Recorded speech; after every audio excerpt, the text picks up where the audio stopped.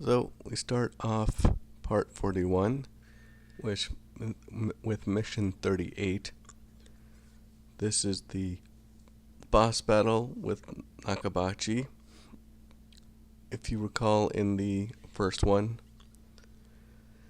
this is also a tough battle because one, you have to get to him, which is no easy feat, and then of course you have to destroy him, and he has a good amount of health. So really some of the first steps here is just getting to him.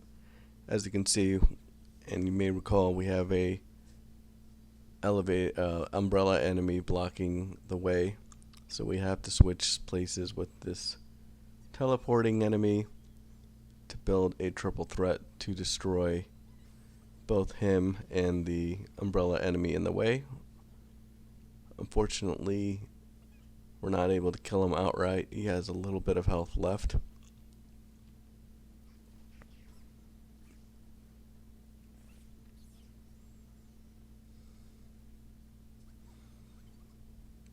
But Anne's able to finish him off here, generate a once more, and we can now hit this bruiser enemy, legionnaire enemy, to set up our next turn here. And we have to keep in mind the whole time that we are under fire here with the Nakabachi.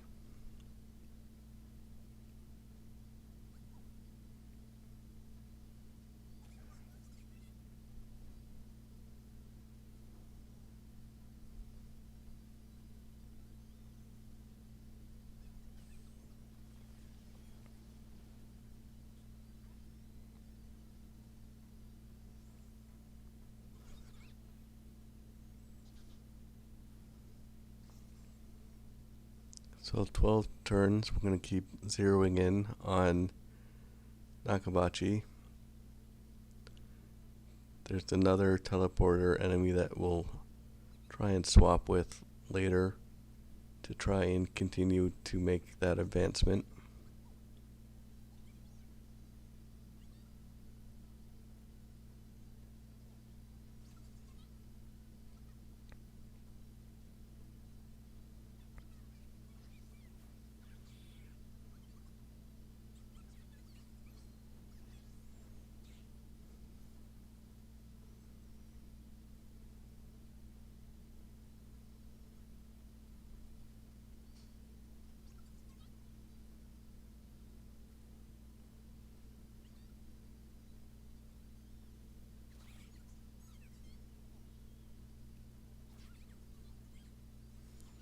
So we're just going to pick off some enemies along the way.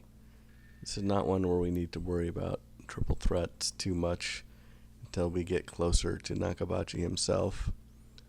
As you can see, we got a new speaker rule. Here's the enemy I mentioned earlier that we're going to swap with to get to the other side, because we need to get on the other side of that umbrella enemy and destroy him so we can open up the elevators to get to the other side for the rest of our characters, because we don't have that switch teleporter enemy again. So this is something that we have to do again, just like we did at the very beginning of the match, where we had to hit a teleporter to switch out to get behind an umbrella guy. So nothing new there.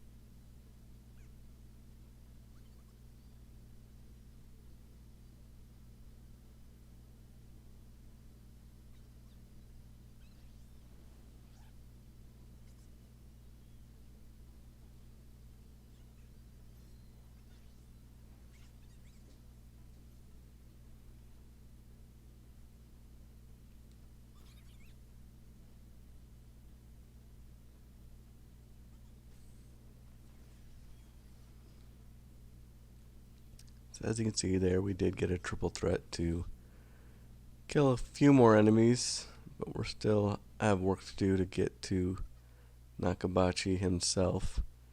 But Morgana is closing in, not surprisingly, because she has the best movement speed.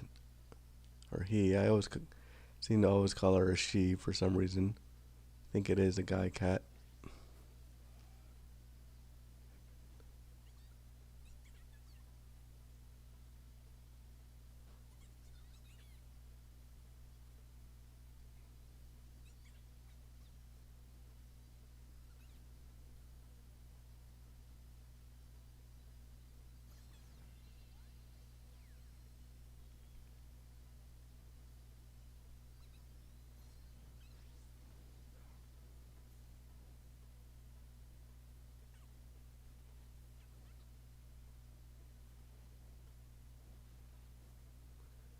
As you can see, we have a triple threat here that we can expose as many enemies as we can here as we close in on Nakabachi.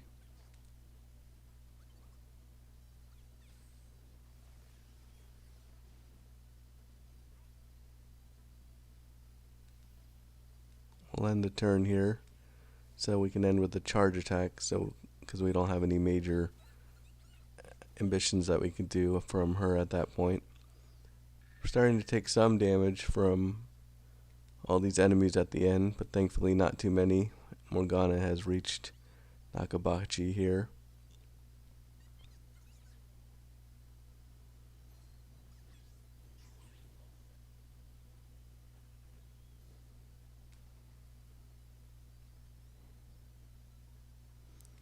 And here we have a nice triple threat window.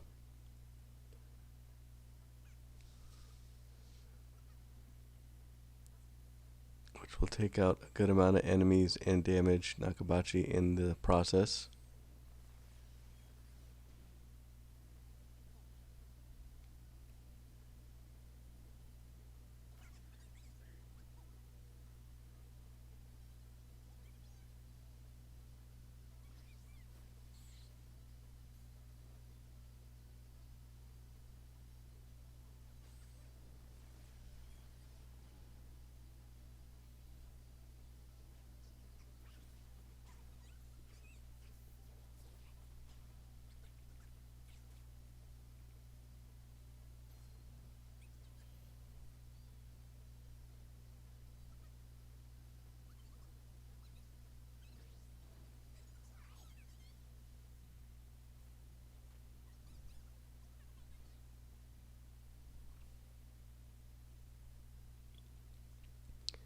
And there you have it. We took down Nakabachi finally. I'm happy to know that I'll never have to fight him again. Even though I will say that boss battle isn't as bad as some of the other ones. I still think the Marie one is the worst one. This one at least had some interesting moments to it. But he's out of the way. We're just a couple missions away from the ones that we want to get to, so we don't have to worry about missions and can focus on just leveling and getting yen.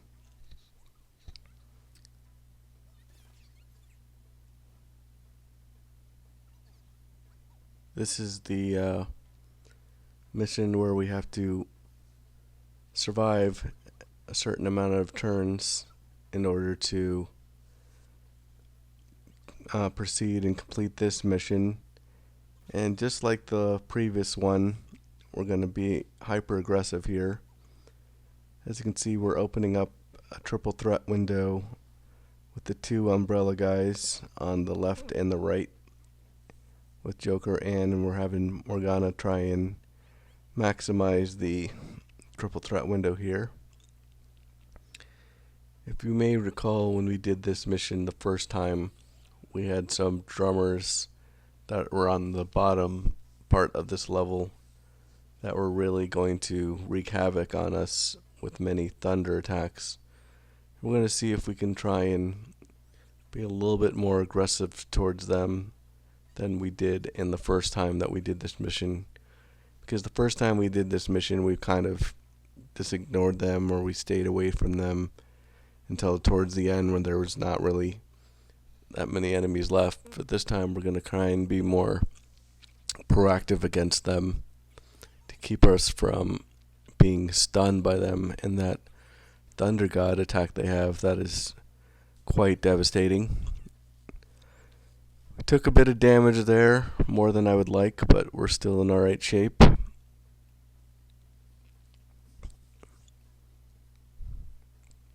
First we need to take care of the enemies here at top, especially these brutalists, because we don't want to be taking too much damage. As you can see, we have a nice triple threat here that's going to wipe out some more enemies.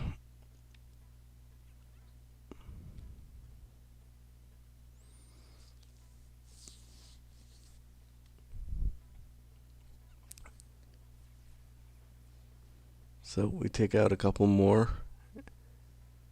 And as you can see down here, the drummers are already getting lined up.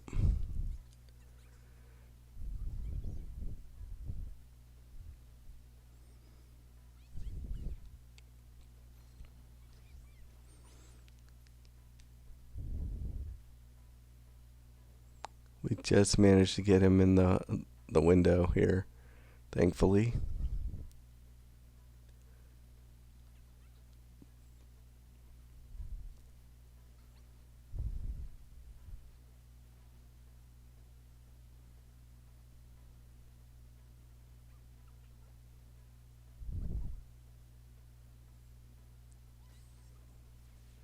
So we got a good amount of enemies in that one. And we just shot and killed one of the remaining legionnaires. Here's one of the drummers that got a couple lightning damage on us, but thankfully we didn't get shocked in the process, so we're able to free up and complete this,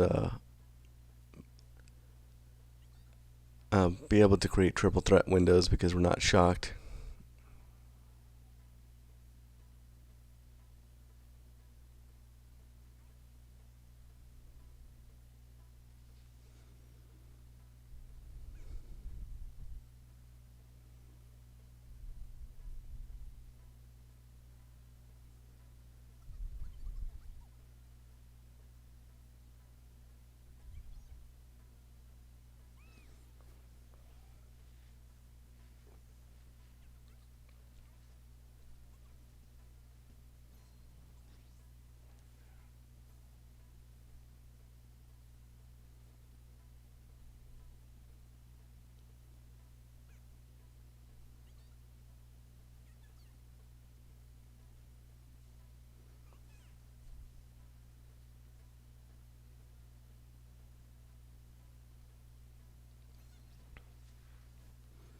So we'll use Phantom Judge just to get it once more to see if we can ensnare some of these drummers. It's hard because of the way that the angle is. If they stick to the edge, it's hard. Even if they don't stick to the edge, it's hard to get the window. But we managed to get a few more enemies here. But as you can tell, we're being way more aggressive here and focusing on killing than we were just kind of passively taking damage or being shocked, and like we did in the first time we did this mission. And this approach is far more successful, but it's still pretty difficult one way or the other because the amount of turns that we do have to survive is not trivial, and because the enemies keep respawning, it's something we just have to keep our foot on the gas. I still prefer the other version of this mission where we are surrounded by the two launchers and they're throwing enemies at us. I like that one more than this one. I just hate those drummer guys.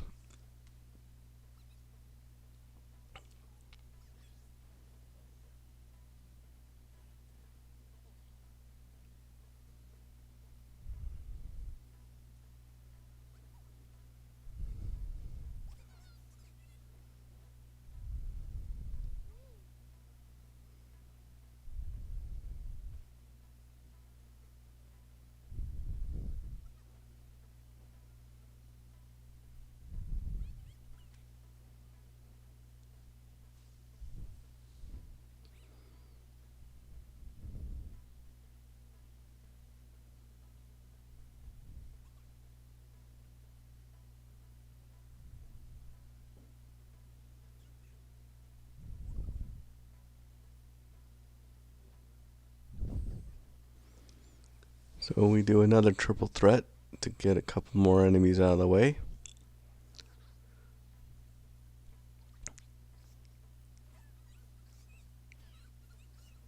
We're taking some critical hits, but we should be able to last.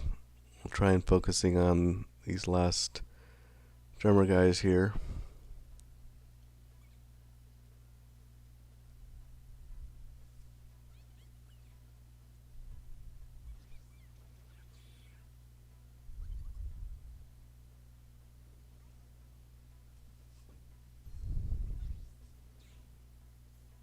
And there you see we build another triple threat window with them locked in the corner here.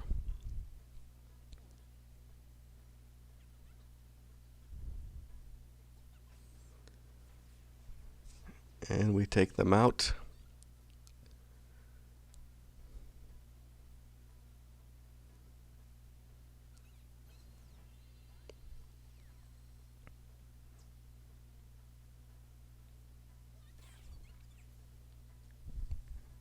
And we'll use N just to brute force kill this enemy down here as more continue to spawn.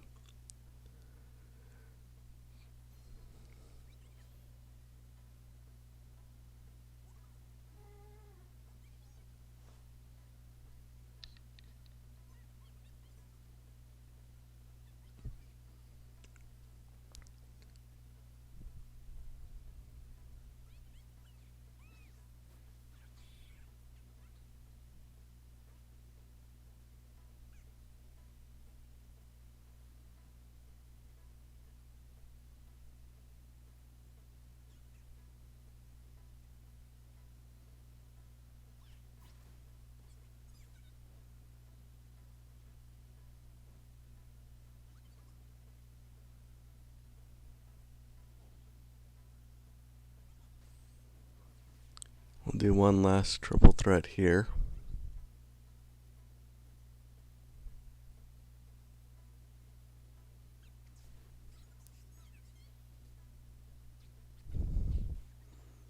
And there we go, we survived that mission. We only had a couple enemies surviving at the end there, which is good.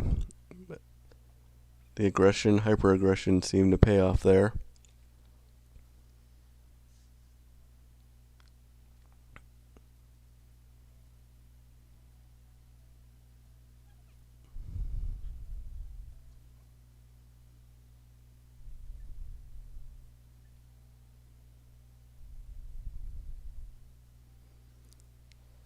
So we'll skip through these conversations here to get GP as always.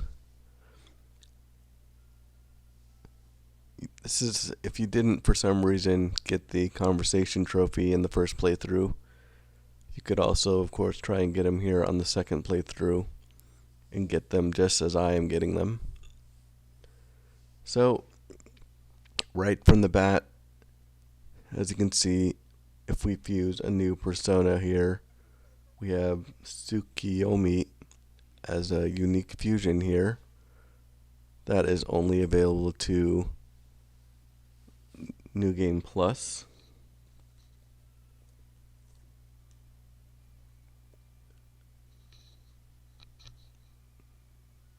And here we have another persona that is unique to New Game Plus. And this one is called Asterius. Asterius is one of the coolest looking personas that I've seen. I remember the first time that I saw that persona, I was just kind of blown away at just how good the artwork is in this Persona series. I mean, it really is just one of the best draws about this game in general is how cool the art looks. I think it was a DLC Persona in maybe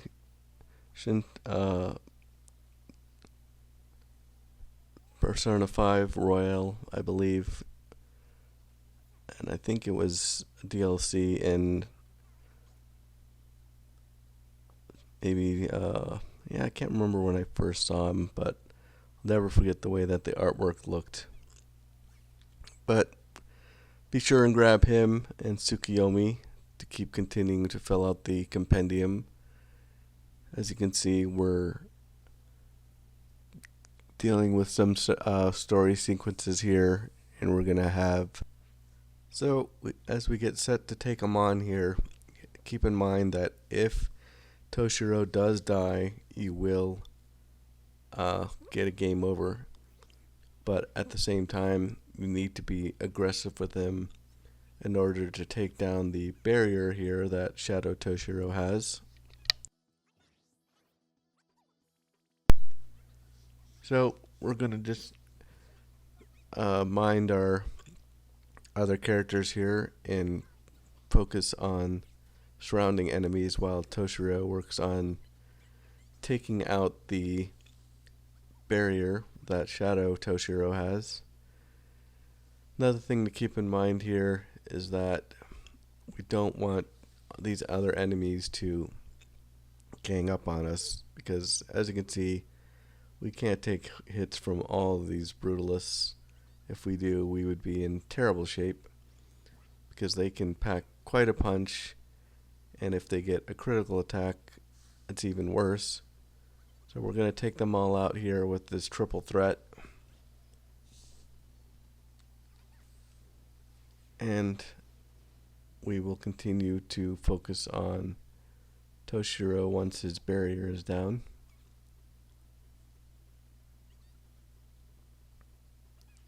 And just like in the original version of the match, we have to hope that we don't get the status ailment of forget. Because if we get that one, we're really in bad shape. We can't use the triple threat. We also can't perform any actions because we've forgotten ourselves. But what we're going to do here is we're going to ensnare Shadow Toshiro and this last remaining enemy to continue to apply pressure. And unfortunately, regardless of how powerful you are or whatever your circumstances is, he will always regenerate his shadow at one point. So we'll have to deal with that here.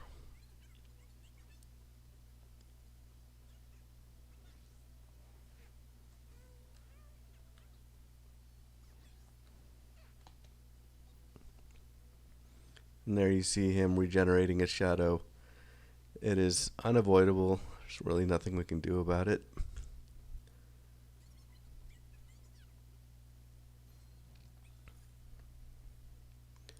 So we'll have to wear him down yet a second time.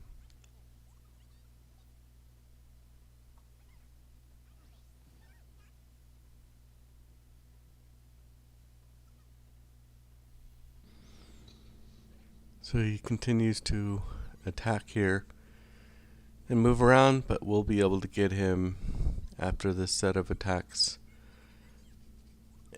as he got a couple criticals in, but nothing we can't handle.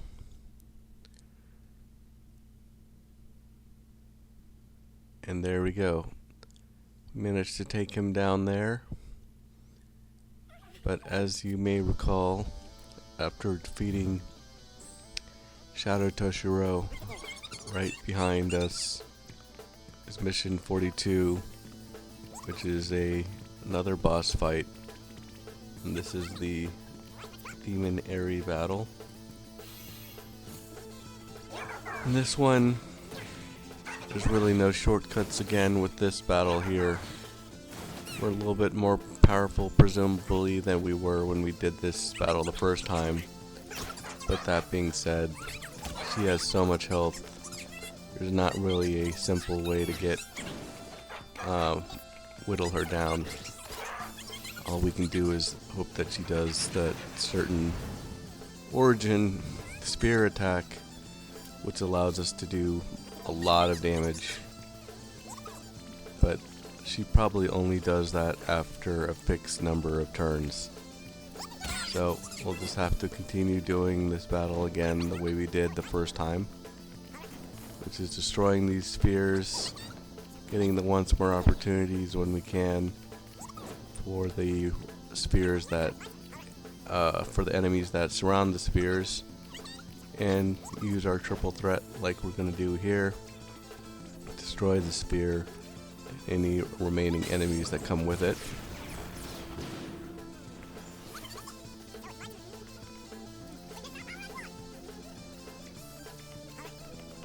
So we do have one straggler here.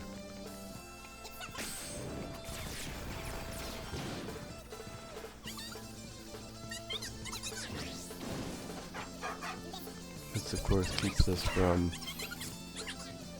doing some damage on Aerie, but it's not really an issue. There's no rush.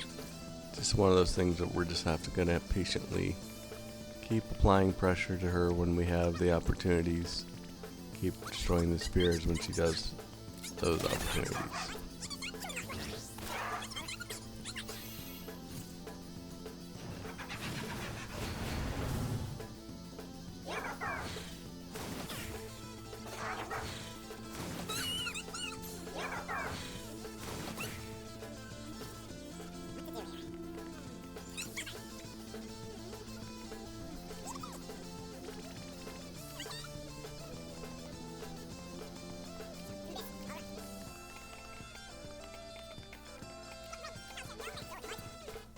This time we have 2 spheres to contend with.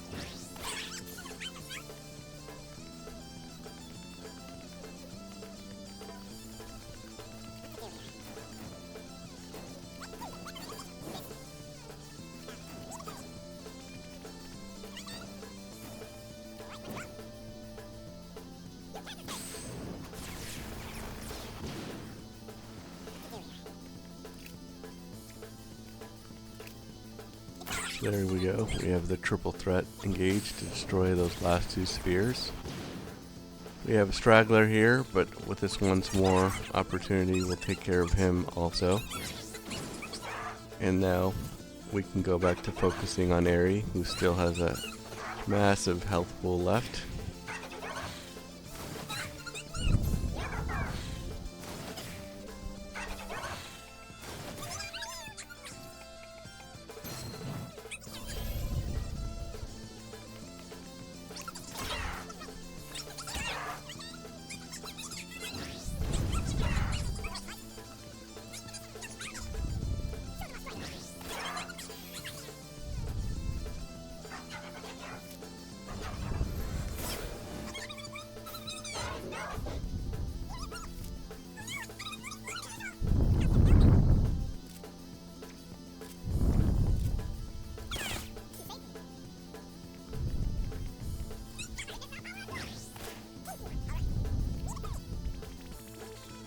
This is the instance where she will cuff a couple of your players, or bound them, and we got around that real easily there.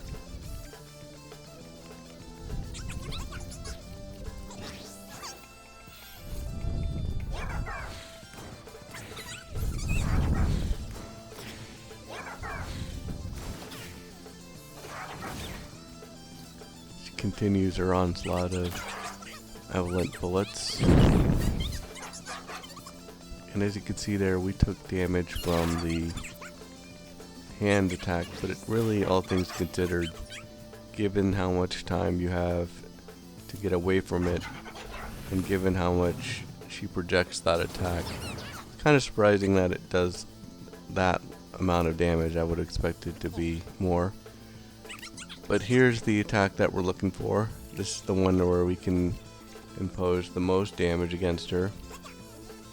If we destroy one of these spheres, each one of them will go up and damage her in the process.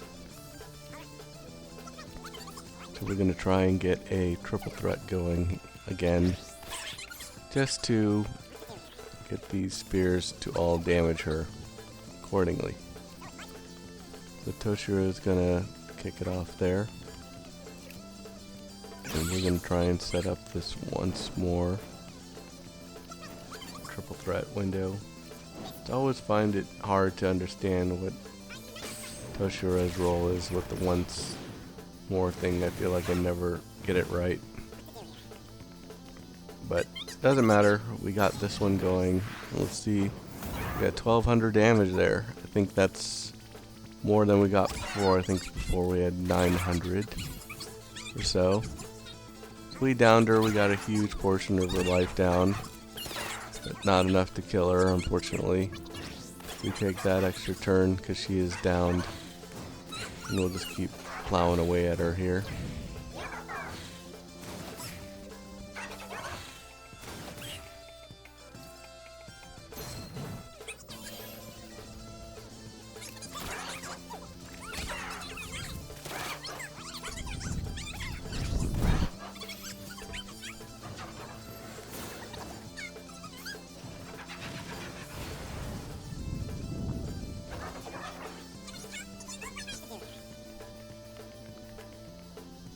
So she's done one of her single sphere attacks as well as one of her projected attacks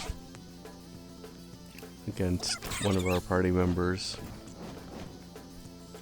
As we know, it's not a big deal if we get hit by it, but we don't want to take that damage either just for the hell of it. So we're going to build out this triple threat, destroy enemies in sphere that she generated, and then get back to damaging her the best that we can. Couple more spears here.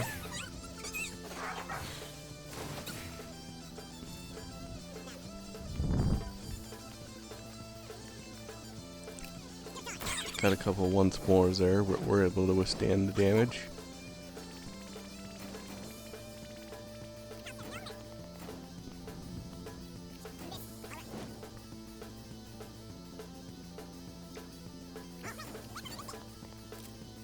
This looks like a pretty good one. We should be able to get everyone.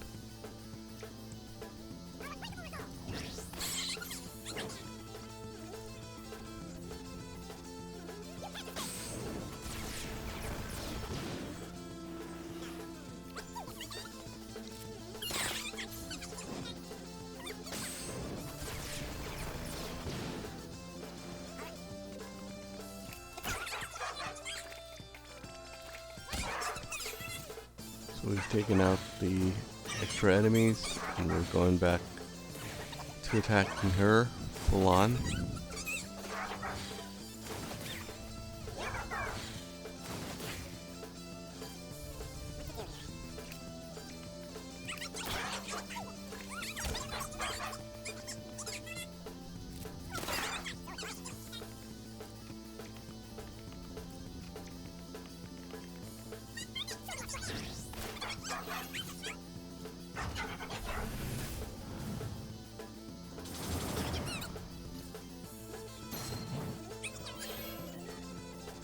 Now she's gonna do her last version of the attack that will be able to finish her off here.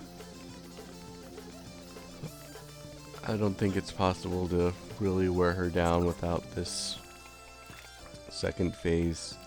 Maybe if you have really strong level 99 personas or something, maybe you could, but doesn't matter. We'll get her in this turn, because all these orbs, she will certainly not be able to survive. As we saw before, it did 1200 damage, and she's in no position to take that level of damage currently. We're just going to build out this triple threat and bombs away here.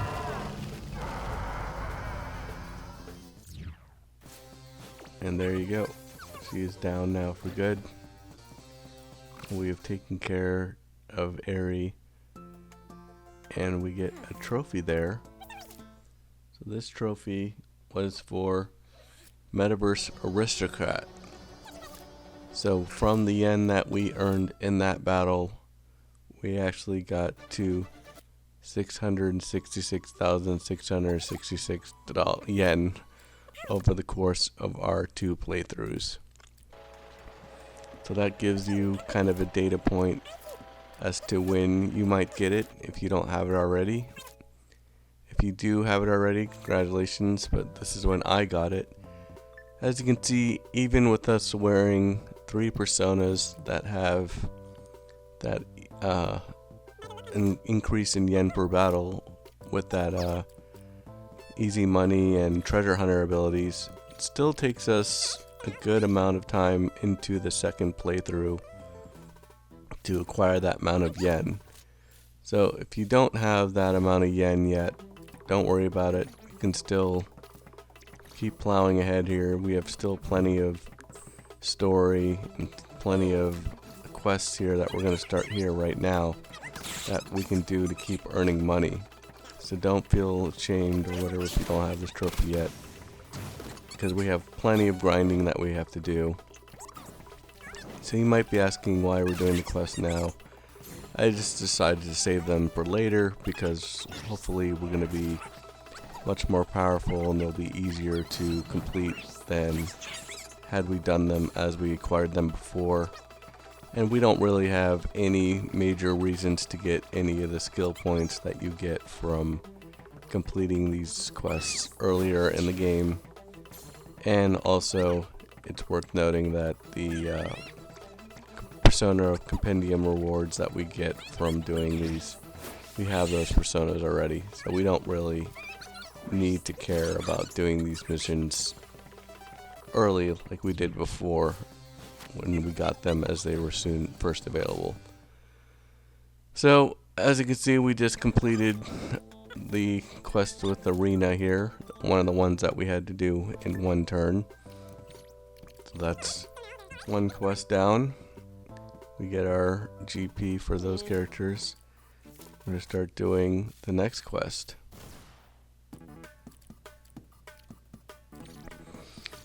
We're able to skip the dialogue between these characters, which makes it go much quicker. And don't forget that the it is fixed as far as which party members we can use, so you'll have to switch around your personas and abilities as you see fit. But one of the primary reasons we are doing this is because we want the ultimate abilities that get unlocked by doing Lavenza's trials. That's one of the reasons we're doing the quest in this second go around, because they're the most powerful attacks in the game, and we're actually going to need them to complete some of the quests within one turn later on as we're doing some farming for experience in yen. But as you can see, because of the power that we have, this makes these missions a little bit easier. We're actually keeping up with the turns and killing enemies as they spawn. I think before we were only getting I don't think we were killing these enemies as easily.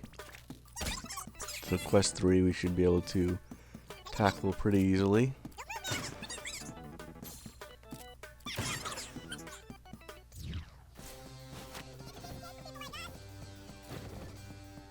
So we didn't even care about building a triple threat there. We were just able to kill them naturally with Ryuji's powerful gun. We get that one done in 3 turns. So that takes care of quest number 3.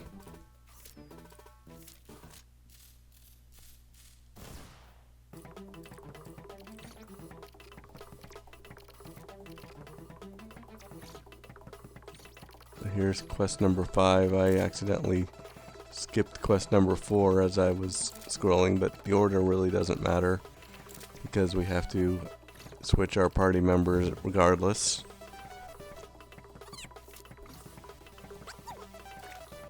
So this is the bombs away mission. This is the one where you're trying to make use of shooting these barrels here to try and create once more opportunities with the enemies that are surrounding us.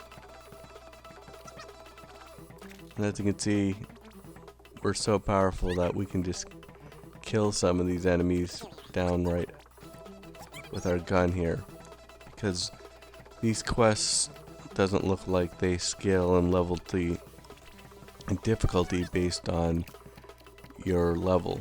It looks like they are, because this is one of the earlier quests, they're assuming that you do this in the timeline that you first got these quests.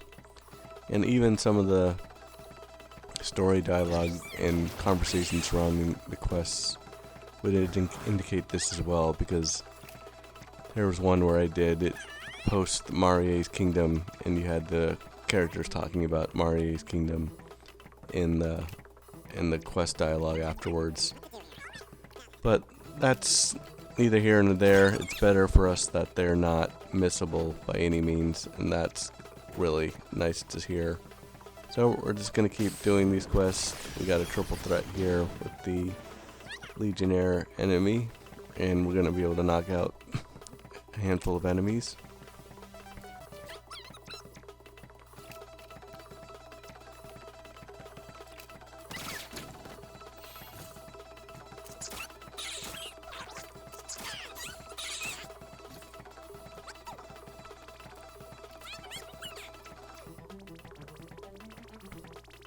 So we'll take some damage here.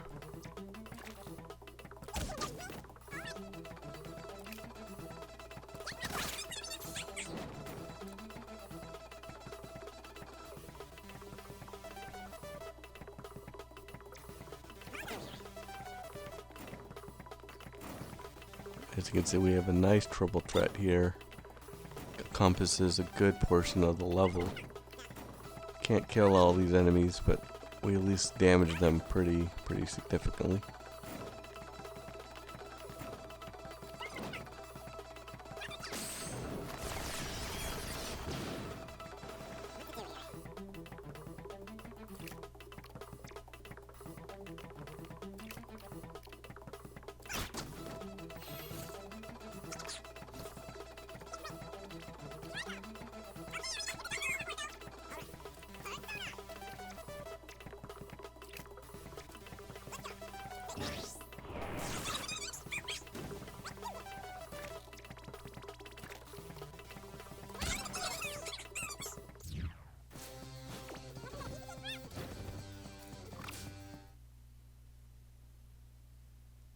There you go. We finished that one out in 3 turns. That takes care of another quest. We get our GP accordingly. I'm going to do quest number 6 next. Again, for some reason I appear allergic to quest number 4.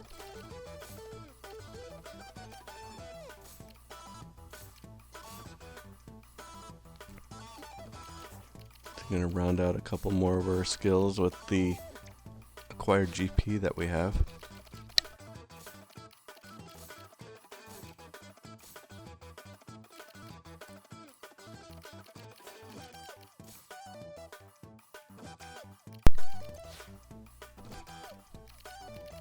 And just keep allocating them as you see necessary.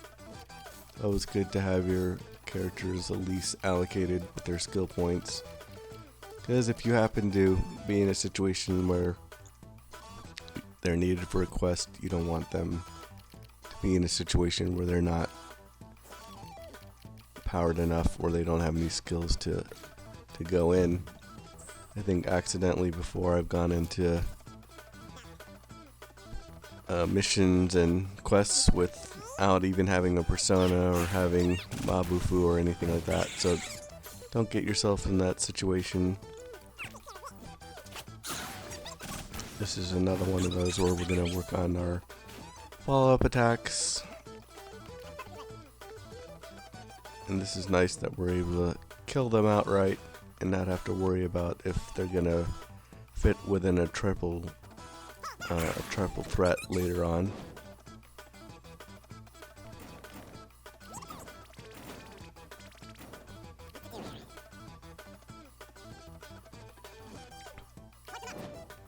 So we have Yusuke building it out, and we have a good amount of the enemies ensnared here.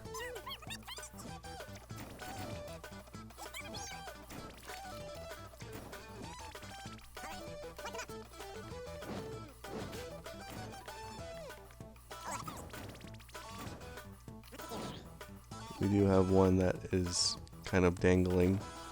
I'm going to see if we can figure out how to rein him in.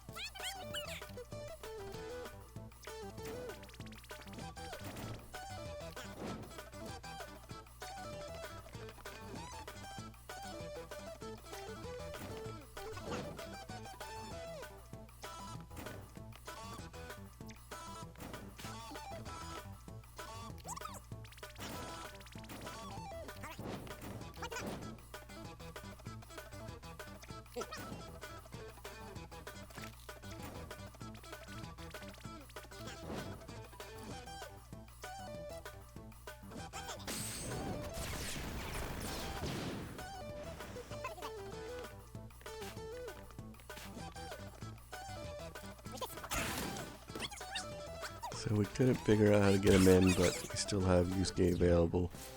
So we're just going to kick him down and then hope Morgana has enough power to finish him off, which he does. So that takes care of that mission in the one turn that was required. Really isn't a huge advantage that we get for the one turn ones, because you really do have to beat them in one turn. So they're hard regardless. It's more about the once more opportunities than it really is anything else. This is the one where we're gonna have to kick the box out and try and get it to the target line. We're gonna have to use Makoto, so we're maximizing her footprint ability and maximizing her ability to knock back items. And the same for Ryuji. We're going to maximize our knockback ability and our movement speed, because we don't care at all about our ability to use Mazio or any of his electric skills. So always make sure you're doing that for this quest in particular, because the objective, as I mentioned, is to get the box to the end state. We're going to move our personas around so we can try and get the most yen and experience out of this quest.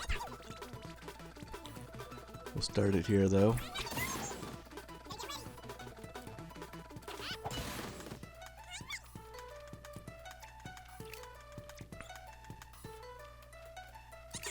I've already got the box around the corner here. Now we can just focus on some enemies, because we're not going to have Makoto in position to get to that box yet without a once more, which we got here.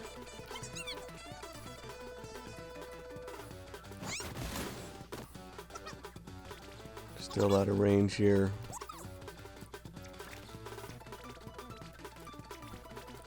But hopefully we can use the once more opportunity that we'll get from the brutalist legionnaire enemy here to get it on the other side.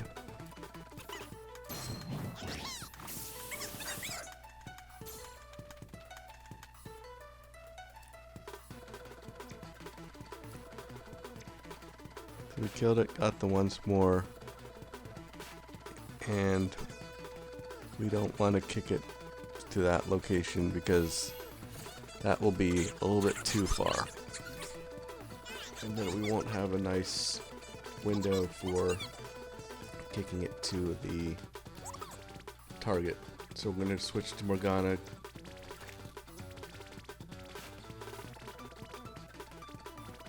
And unfortunately, it's just out of range for Morgana.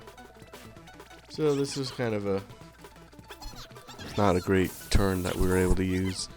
So I don't see us having a once more opportunity here unless we use somebody else. So we'll switch to Ryuji, get that once more with Morgana here, to kick the box in a good state here.